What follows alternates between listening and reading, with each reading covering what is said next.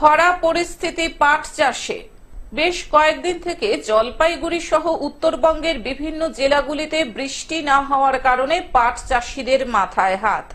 কারণ বৃষ্টি না হওয়ার জন্য পাট চাষে যে পরিমাণ জলের প্রয়োজন তা একেবারেই দিতে পারছেন না পাট চাষীরা। ফলে পাট গাছ এখন প্রায় মৃত্যুর মুখেই। জলপাইগুড়ি সদর ব্লকের বিভিন্ন এলাকায় কয়েকশো পাট চাষী এখন চিন্তার মধ্যে পড়েছেন। খরা পরিস্থিতি হওয়ার কারণে পাট গাছের গোড়ায় জল একেবারেই নেই, পাট গাছ মরে যাচ্ছে।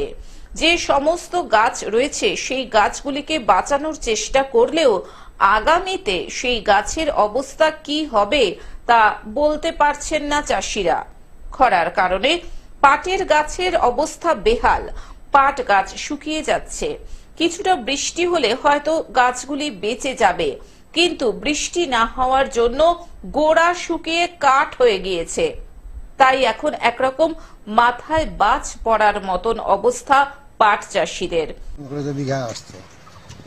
খুব খারাপ হলেও তাও 7 মণ পাইতাম, তো এবার যা অবস্থা, এবার তো 4 মণ পাওয়াই মুশকিল।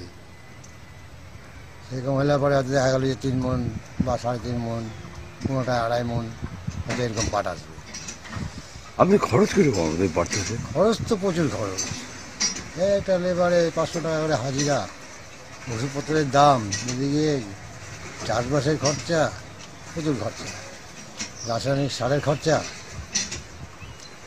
সেই খরচা অনুযায়ী তো আমাদের কিছু হয় না, তবুও আমাদের করতে হয়, কারণ আমরা কৃষক মানুষ, আমার তো আর কোনো ব্যবসা নাই, এইটার উপরই নির্ভরশীল।